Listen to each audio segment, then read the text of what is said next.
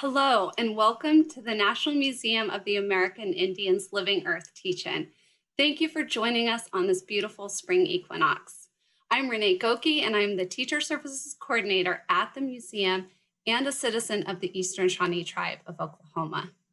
Traditional foods have been eaten and prepared for thousands of years by Indigenous peoples of the Americas. The deep knowledge related to hunting, fishing, growing, harvesting, and storing them has been practiced for millennia and shared within and among our different groups. Today, you'll be introduced to personal and community food stories from experts to learn how Indigenous foods can sustain our bodies and our spirits. In our programs, we generally start with a land acknowledgement. We gratefully acknowledge the Native peoples on whose ancestral homelands we gather, as well as the diverse and vibrant Native communities who make their homes here today. For many Indigenous people, belonging is deeply tied to ancestral homelands through relationships with the environment, through memories and cultural experiences lived over millennia. In the United States, people are increasingly doing land acknowledgements, which can be written or spoken and are meant to recognize that Indigenous peoples are the original stewards of the lands on which we now live, work, and play. These acknowledgements should be motivated by genuine respect for and support of Native peoples. Land acknowledgements are a first step in creating collaborative, accountable, and respectful relationships with Indigenous nations and communities. Many of you may already do land acknowledgements in your own classroom. For those who are looking for some guidance, the museum has developed a one-page handout called a helpful handout, which will be placed in the chat. As I mentioned earlier, I work at the National Museum of the American Indian, which is part of the Smithsonian Institution. It's a complex of museums, libraries, research centers, and even a zoo. We have two exhibition locations, one in Washington, D.C. on the National Mall, and the second in New York City in Lower Manhattan. The Cultural Resources Center, seen on the far right, is where we steward material collections in our care, such as photographs, cultural and ancestral items, contemporary art, and paper archives. And this is where I began my career at NMAI. Central to the museum's mission are strategic partnerships with Native people and our allies. Collaborations with classrooms across the country is important for our continued efforts to share more complete narratives about Native Americans and advance our goal to foster a more informed understanding of Native peoples. Our newly adopted vision statement works for equity and social justice through education, inspiration, and empowerment. NMAI feels honored to work in education with committed educators such as yourselves. The work of our national education initiative called Native Knowledge 360, which you'll learn about later today, is at the heart of our work to make social justice rights become a reality. Now it's my pleasure to introduce today's keynote speaker, Chef Sean Sherman, the founder and CEO of the Sioux Chef and author of the Sioux Chef's Indigenous Kitchen, a James Beard Award-winning cookbook. Sean, who is Oglala Lakota, also co-founded North American Traditional Indigenous Food Systems, and he will share a 20-minute presentation on the history of traditional foods and the efforts of his Native American Food Lab to promote food sovereignty and education. Please join me today in welcoming Sean Sherman.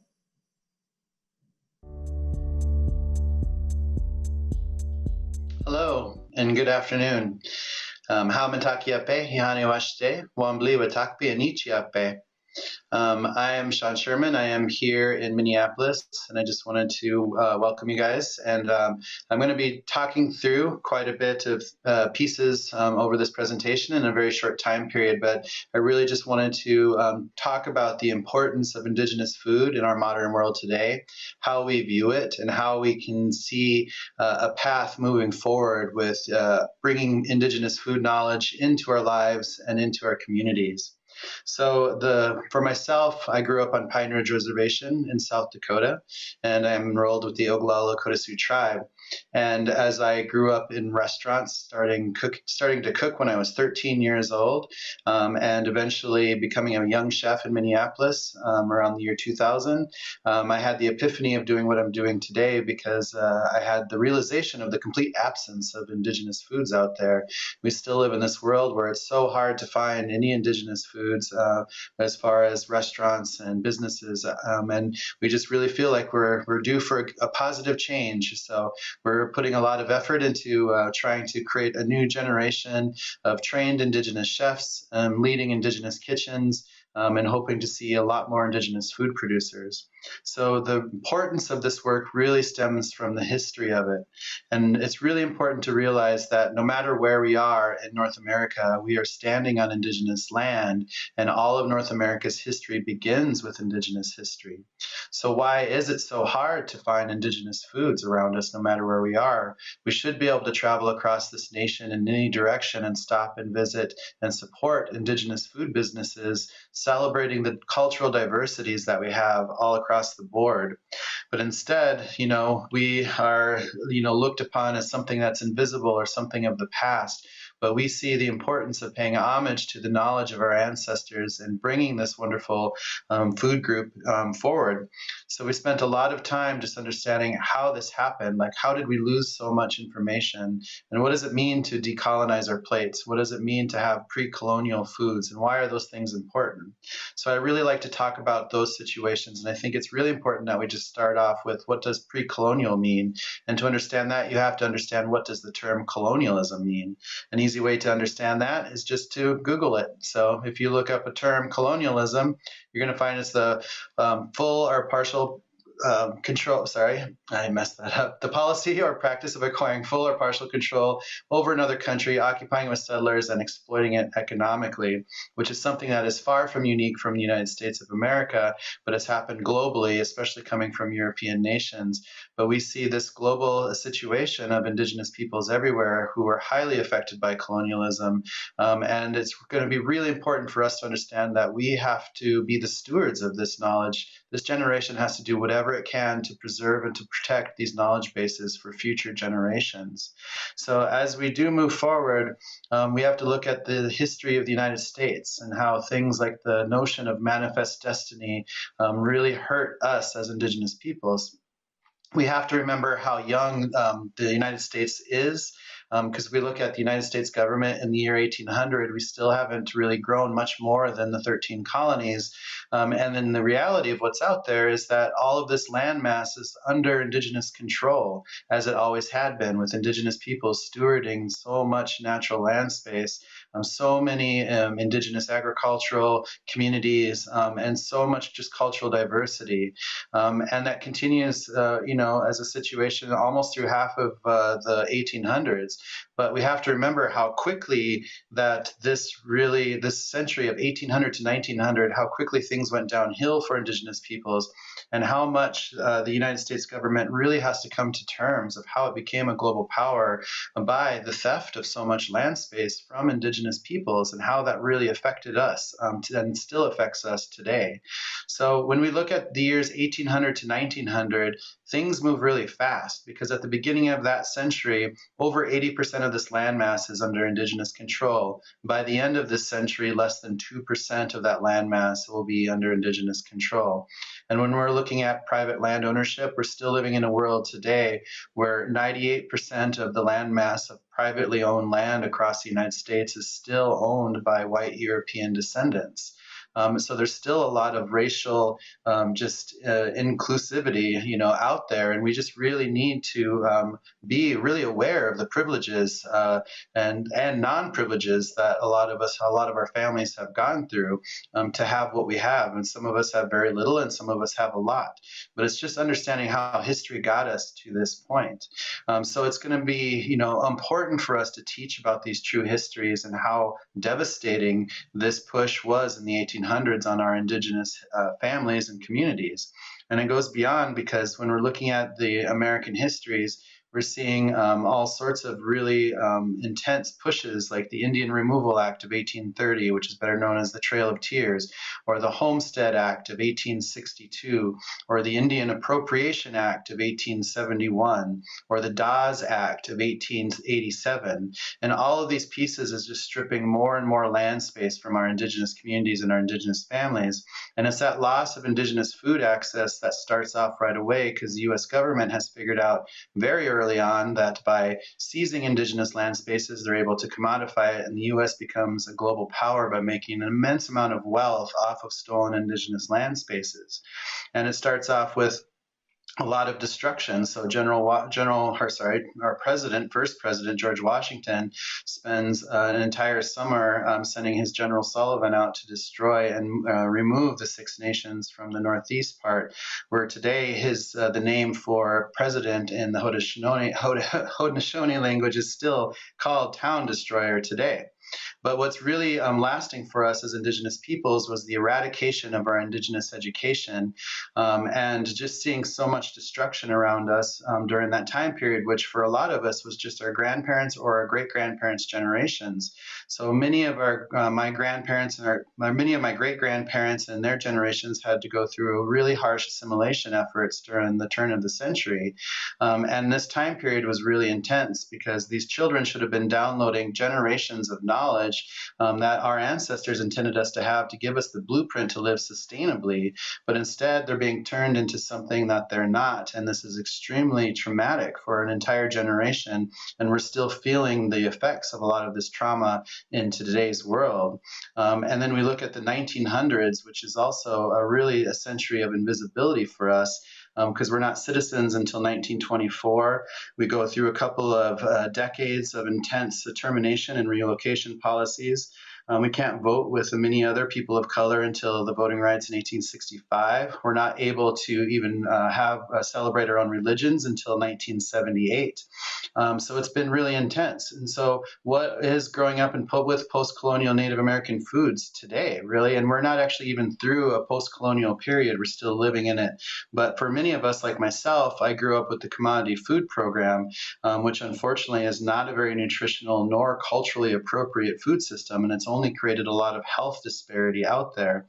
And even things that we think of as indigenous foods, really, we can do so much better, because there's no reason why this one piece should identify all of us as indigenous peoples across North America, especially in the US, because we are too diverse. So that's the importance, and that's the beauty of understanding indigenous food systems, is that immense diversity.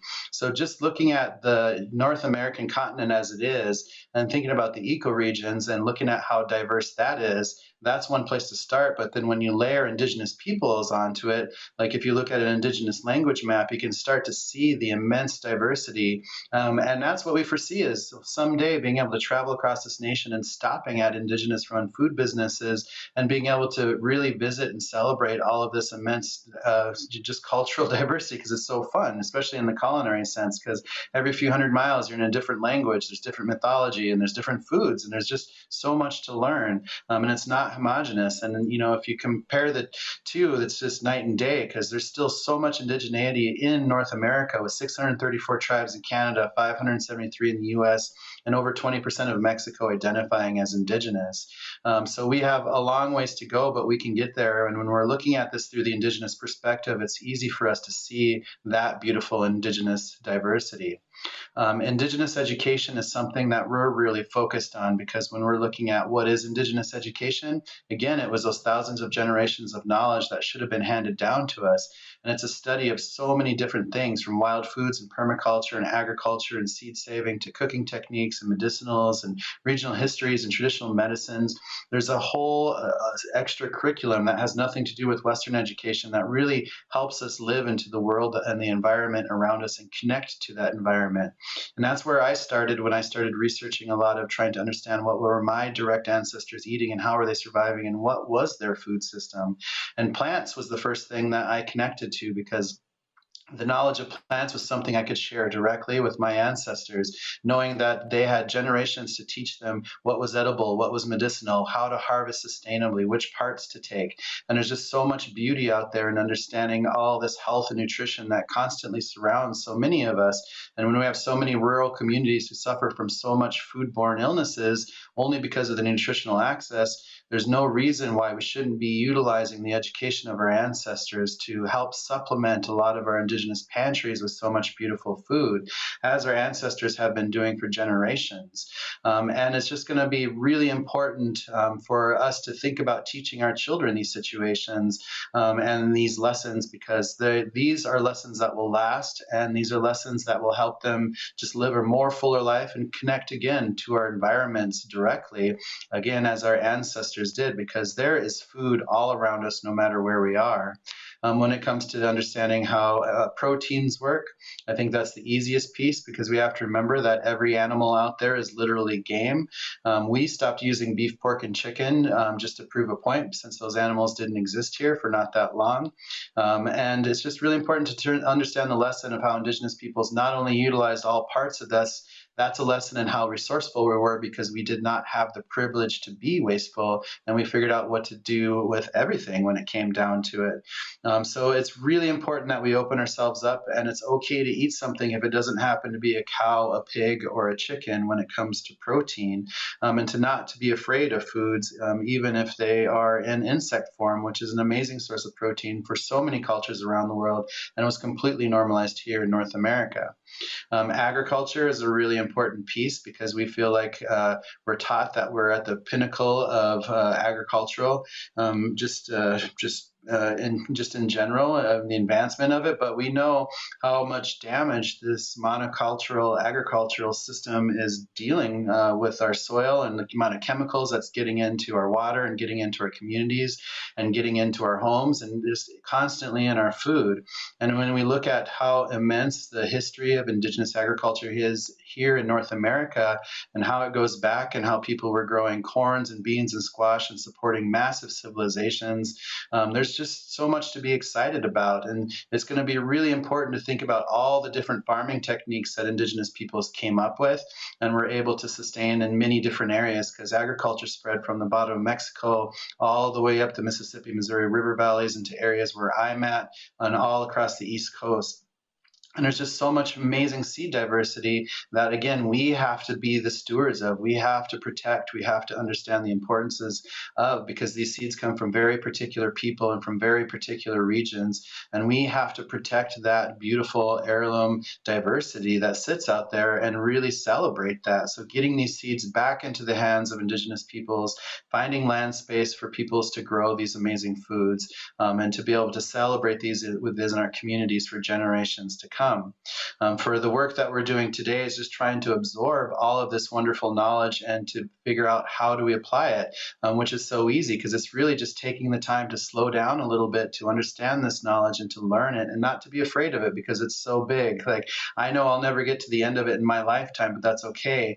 But it's really important to know that we can look around the world and see nothing but food and medicine, and have the ability to start to create our own indigenous pantries that reflect the land space that we're living in, and to be able to play with so much flavors and to express so much creativity, but more importantly, get this food out there back into indigenous communities so we can help with these health issues that are out there today, and to be able to carry this food with so much knowledge and education so that the younger generations will be able to really focus on that.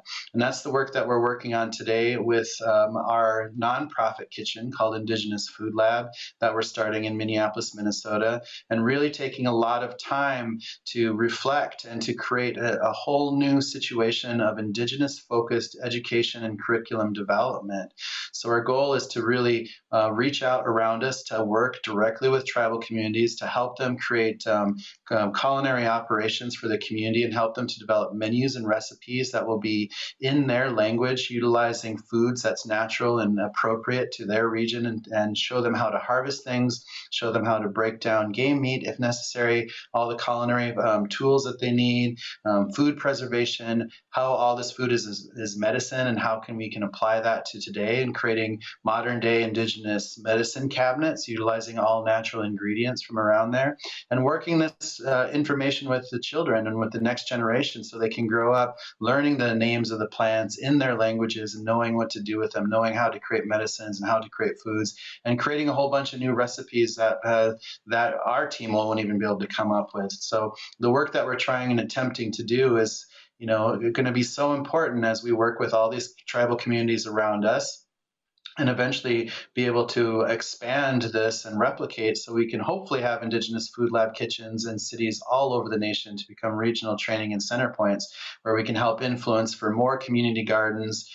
We can really get people to think about just landscaping with the purpose of food and permacultural landscapes, because we could do so much better with our land spaces. Lawns are extremely stupid because they do have no purpose for us, and we could just be planting food everywhere we can. And there's no reason why some of these rural communities should be suffering so hard from food access and nutritional access when we can be teaching people how to just sustainably put food all around the ground. But it's going to be really important that we have trained kitchens and trained professionals to be able to process these foods safely for our communities to create those pantry items. Because the benefits of an Indigenous diet is immense, because there's healthy fats, there's diverse proteins, low carbs, low salts, an immense amount of plant diversity. Of course, the organic agriculture, celebrating cultural and regional diversities, and just understanding how seasonal food systems work in general, because all this plays into a part of true Indigenous food sovereignty, which will get us to true food security. So to have Indigenous food sovereignty, we need healthy food access. We need cultural food producers. We need regional food systems. We need local control of our foods and non-governmental control. We need access to our own Indigenous education, and we have to have environmental protections, which is why it's so important. And we see so many Indigenous organizations standing up to protect waterways and land spaces from destruction, which is still constantly happening around us. So as we grow with our Indigenous Food Lab again, like our hopes is that we can help spread access to this and we can break free from these colonial borders, because it doesn't matter to us who's speaking English, Spanish, or French, because those are all European colonial languages. It's more important to look at the true backbone of what this entire continent is, which is that immense Indigenous diversity and all the lessons that these Indigenous communities carry as we grow together to be able to help preserve and to protect a lot of this knowledge base. And eventually we can do this on a global scale, because it'll be the same situation of helping Indigenous peoples all around the world, whether we're in Hawaii, Australia, New Zealand, Southeast Asia, Africa, India, South America. There's just so much to protect and so much to learn. And we just hope that the whole new generation of these Indigenous food entrepreneurs, whether they are growing food or harvesting food or collecting food or cooking food, whatever they're doing, is just going to be really exciting to have that notion that we should hopefully, again, one day be able to travel across and learn so much from the Indigenous peoples out there who could be amazing role models for the rest of us in the whole world when it comes down to it. Because again, Indigenous peoples had that blueprint to live sustainably, utilizing primarily just plant knowledge when it comes down to it, but really knowing it so well and being able to protect our environments and pass stories and traditions down to the future generations. And colonialism really put a hard stop on so much of that. But we see such a beautiful path forward of being able to push past this and to relearn so much of our ancestral knowledge and to apply it in real time today by actually doing it. Because we have the freedom to be able to move forward. And if we can control our food, we can control our future, as our ancestors did at one point. So for us, we see this as an Indigenous evolution and an Indigenous revolution at the same time. So we hope that our team can continue to grow to be role models, and that we grow more and more role models for the future, that we see more Indigenous farms out there and community gardens and food forests and restaurants and chefs. The future is Indigenous, and we all have to be excited about it, but we all have to play a role in it. It's going to be how we get there, by all doing this together. So I just want to thank you guys for listening to me. I hope you get to visit us in Minneapolis at our restaurant, and I hope you can find an Indigenous food lab in a city near you in the near future. Wopila and Pilamae. Inspiring. I've seen your presentation before and it's always illuminating, but it was particularly inspiring. And I am so pumped to hear about the bright future that's ahead and the kind of work that we can all do together to learn more and kind of re-indigenize our food systems and be part of this revolution. So Niue, thank you so much for that.